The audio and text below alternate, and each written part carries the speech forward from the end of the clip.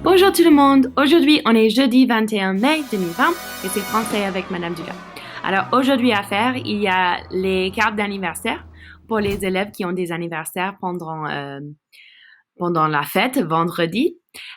Si tu as un anniversaire pendant la fête, il y a une feuille spéciale à faire. Alors après, il y a des maths et finalement, je vais vous expliquer vendredi. Alors, on y va. Les anniversaires. Alors, si vous n'avez pas un anniversaire en mars, avril ou mai, vous pouvez faire des cartes d'anniversaire pour les autres élèves à partager avec tout le monde vendredi. Mais si tu as un anniversaire en mars, avril ou mai, il y a cette feuille ici et vous pouvez présenter pendant la fête. Alors, on y va, je vais vous expliquer. Alors, ici, on écrit « Je m'appelle ». Alors, moi, je m'appelle Marie Doula. Voilà. Moi, j'ai 32 ans. Deuxième chose, c'est faire un vœu. Moi, je souhaite que l'école ouvre en août.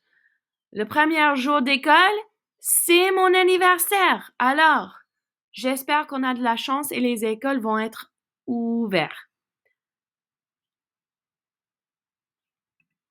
Ici, il y a la date de mon anniversaire. Alors, pour moi, c'est le 18 août. Je célèbre avec mes amis et ma famille et j'espère célébrer avec mes élèves aussi. Et finalement, j'aime manger des fraises à la crème. C'est mon gâteau préféré, quoi. Des fraises à la crème. C'est pas vraiment un gâteau, mais vous comprenez. Alors, c'est le journal pour aujourd'hui. Alors, des maths. Maintenant, ça c'est un examen. Alors, il faut pas avoir de l'aide de l'Internet ni des parents. Alors, il faut m'écouter si vous avez besoin ou vous pouvez le faire seul si vous voulez. Alors, on y va. Je vais vous lire. Numéro 1. Quelle forme a 5 faces et 5 sommets? Quelle forme a 5 faces et 5 sommets? A, B, C ou D? Numéro 2. Combien de carrés recouvre ce rectangle? Combien de carrés recouvre ce rectangle?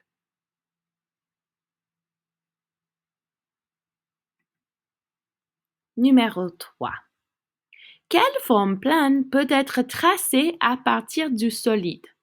Ça veut dire, si je mets la chose là sur une feuille de papier, quelle forme plane peut être tracée?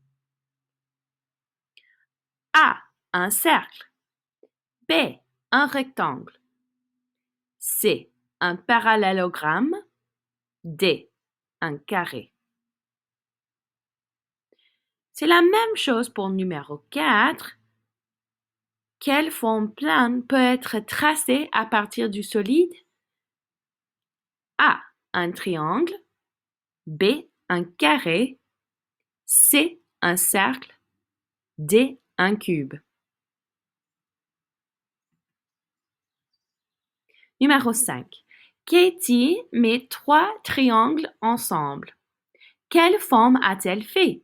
Alors, voici la forme, ici en vert. Alors, est-ce qu'elle a fait A, un trapèze, B, un parallélogramme, C, un hexagone, D, un carré?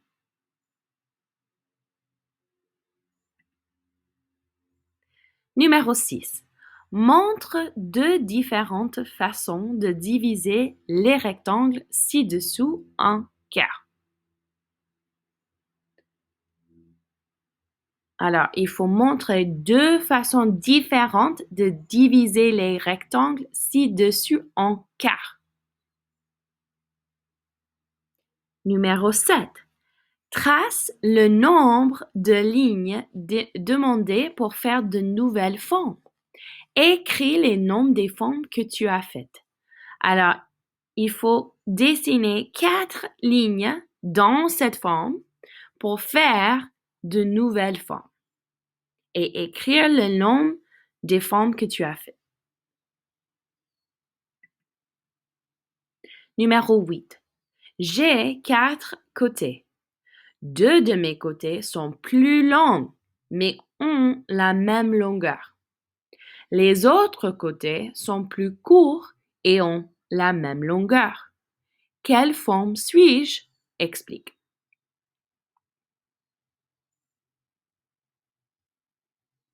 Numéro 9. Dessine un hexagone. Dis combien de côtés, d'angles et de sommets il a. Alors, combien de côtés, d'angles et de sommets est-ce qu'il y a pour un hexagone?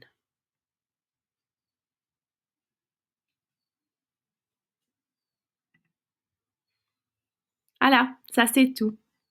Pour demain, pour vendredi, en français, il y a le Zoom avec moi à 9 h qui est la fête d'anniversaire. Il y a la classe de musique avec Madame McQueen à 11h30. Il y a les verbes en ER et il y a aussi 2 pages sur des ressources. En anglais, il y a Zoom à 10h15 avec Madame Léon pour art. Il y a Zoom à 1 h avec Madame Léon et c'est la fête du film Winn-Dixie. Et il y a des devoirs aussi à faire. Alors ça, c'est vendredi 22 mai. Alors, c'est tout pour aujourd'hui. Maintenant, je vais vous lire une histoire. Alors, aujourd'hui, les élèves, je vais vous lire Babar à New York. C'est un de mes livres préférés. Pourquoi? Parce que moi, j'adore Babar.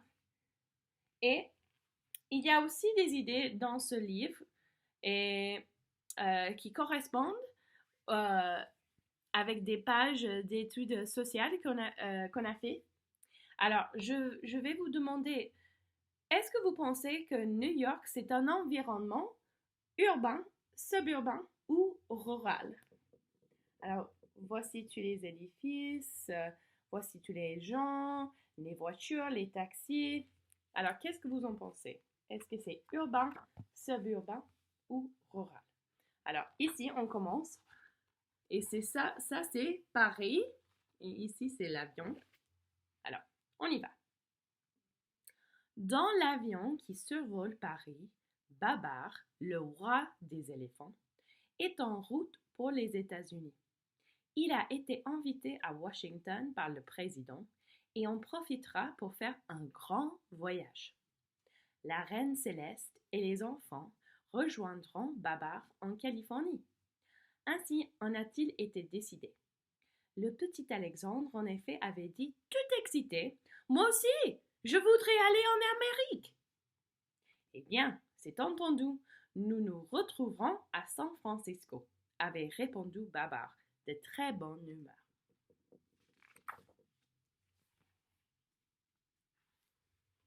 Quelques heures plus tard, l'avion est de l'autre côté de l'océan. Babar a déjeuné, lu un roman, admiré les nuages et surtout, il a dormi. Le temps ne lui a pas semblé long. L'hôtesse annonce au micro: « Mesdames et messieurs, nous arrivons à Washington. Veuillez attacher vos ceintures. » L'aéroport est tout moderne. D'immenses autobus, confortables comme des salons, vont chercher les voyageurs jusque sur la piste. Babar est attendu. Il y a beaucoup de monde. Alors voilà tous les gens. Entouré par les journalistes et les photographes, Babar dit quelques mots en anglais avec un accent terrible. « Je suis très heureux de venir dans votre grand pays, le pays de Washington, de Mark Twain, le pays des cowboys et des cosmonautes. » On lui pose des questions. « Pourquoi portez-vous un costume vert? »« C'est ma couleur préférée, » répond Babar. « Votre couronne est-elle en or? » ?»« Oui, bien sûr. » Le soir même, il dîne avec le président à la Maison Blanche. Alors voilà, Babar. à la Maison Blanche. Babar visite un monument, le Lincoln Memorial, puis un autre monument, le Jefferson Memorial, encore un monument, le Capitole. C'est très fatigant. Lincoln, Jefferson, Capitole. Babar visite aussi les musées. En quelques jours, il a vu tous les musées de la capitale. Devant l'un d'eux est exposée une fusée énorme qui l'intéresse beaucoup.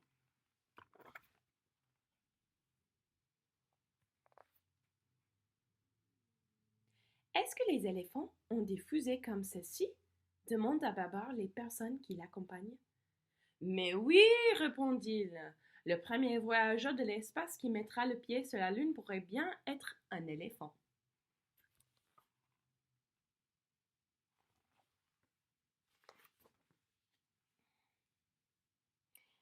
Le voyage officiel est terminé. Babar va quitter Washington. Alors il range sa couronne dans une valise et met son chapeau. Il prend l'avion pour New York en dansant de joie, car depuis longtemps il voulait connaître cette ville. Voilà l'aéroport. À peine arrivé, il va se promener sur Park Avenue, mais il trappe une poussière dans l'œil qui le fait pleurer. Cela arrive très souvent à New York, lui dit-on.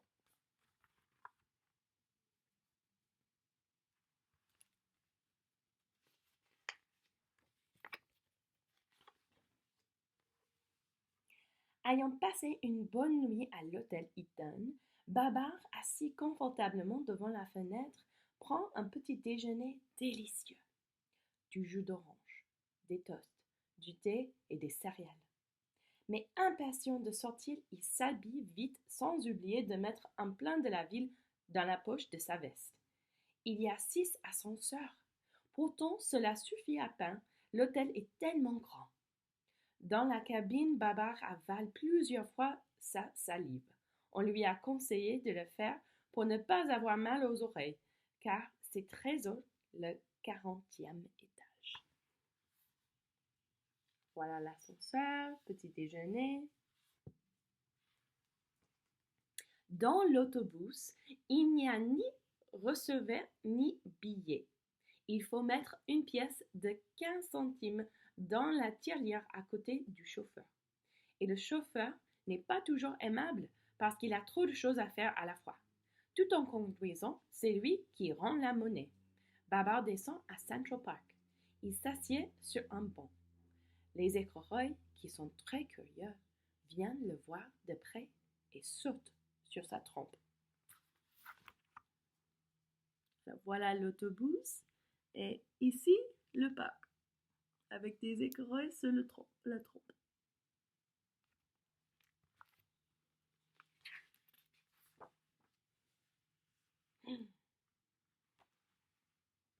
Ensuite, Babar se promène dans les rues de New York.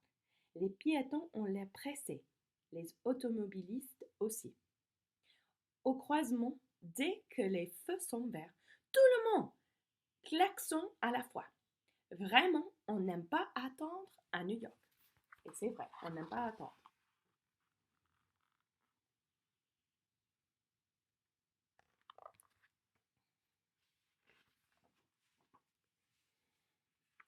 Comme la marche lui donne faim, Babar entre dans un drugstore. Il ne sait que choisir, un burger ou cheeseburger. Bistec haché sur un petit pain ou bistec haché et fromage fondu sur un petit pain. Pour la boisson, Babar a la même difficulté. Coca-Cola, Pepsi-Cola, V8, 7-Up ou Ginger Ale. Qu'est-ce que c'est toutes les choses? Je veux tout essayer, dit-il au garçon amusé. Enfin, pour le dessert, Babar décide de commander une tarte aux pommes, mais il goûte aussi une glace à la banane et à la crème. Et puis, il ne se sent pas très bien. Il a beaucoup trop mangé. beaucoup trop de sucre. Oui. Babar reprend sa promenade et cherche la boutique d'un bijoutier dont on lui a donné l'adresse. Plus de bijoutier, le magasin a disparu. Un nouvel immeuble de 50 étages est en construction et Babar regarde par les fenêtres de la palissade.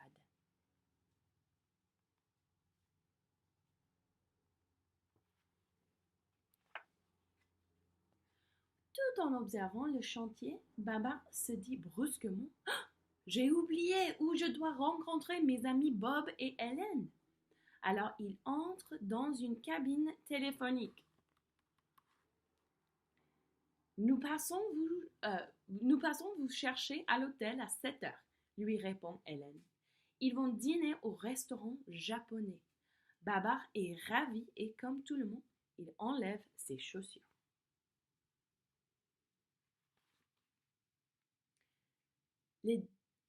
Le dîner est excellent. Babar raconte ce qu'il a acheté chez les antiquaires. Et quand Bob lui demande: aimez-vous le jazz? Babar répond: oui, beaucoup. Je joue même de la trompette. Alors tard dans la nuit, ils décident tous les trois d'aller écouter le grand Teodoro.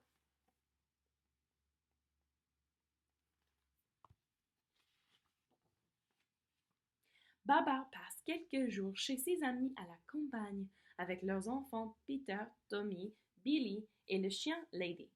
Ils s'amusent beaucoup en apprenant à jouer au baseball avec eux. Quelle force, disent les garçons. Nous n'en pouvons plus. Pour attraper la balle, tu n'as même pas besoin de gants. Ce n'est pas juste, proteste le petit Billy, un peu vexé. Et c'est un éléphant, alors qu'est-ce qu'on peut faire?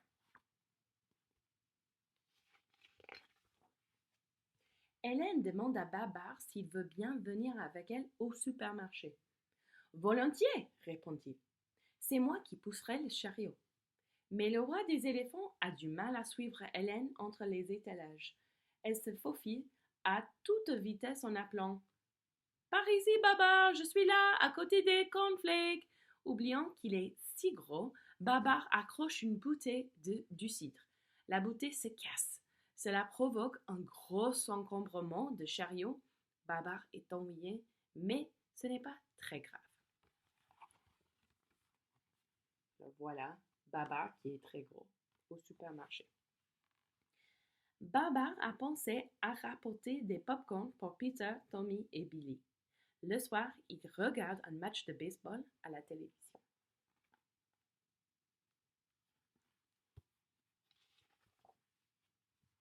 Babar a quitté New York pour faire un voyage autour des États-Unis. Quelquefois en avion, quelquefois en voiture, il va d'une ville à l'autre. D'abord à Boston et à l'université Harvard qui est à côté. 2 étudiants lui servent de guide. Alors voilà Harvard. Tous les professeurs en rêvent tout leur costume de cérémonie,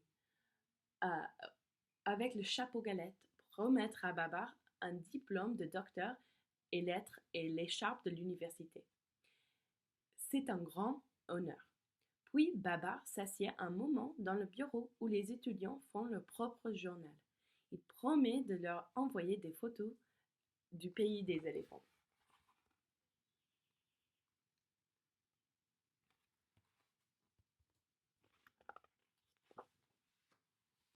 À Detroit, Babar visite une usine d'automobile. Enfin, il peut apprendre comment on fabrique une voiture. D'abord, il n'y a qu'un gros bloc d'acier chauffé au rouge. On le coupe en morceaux, on l'aplatit et on le met en forme.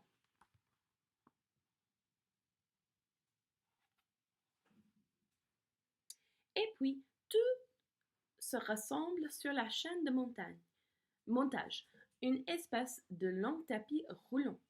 Tout à coup, Babar entend crier: attention à votre chapeau, monsieur l'éléphant! Trop tard, son chapeau est parti.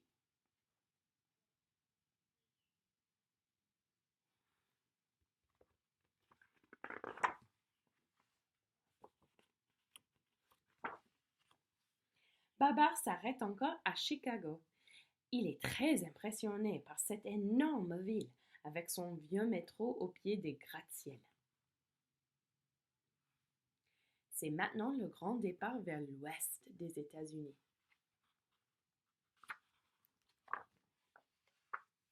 Pour traverser les montagnes rocheuses, Babar prend le train.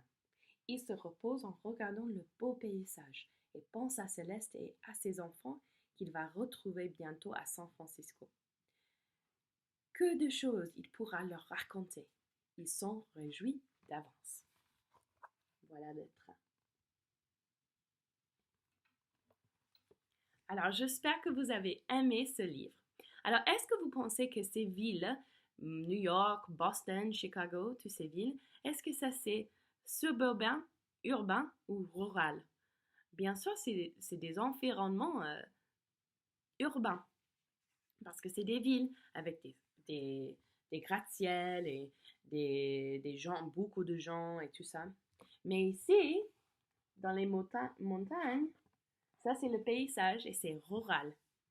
Alors, quand vous allez créer la semaine prochaine les communautés, vous allez décider si vous voulez des villes ou peut-être le paysage, quelque chose comme ça. Alors, c'est tout pour aujourd'hui. À demain.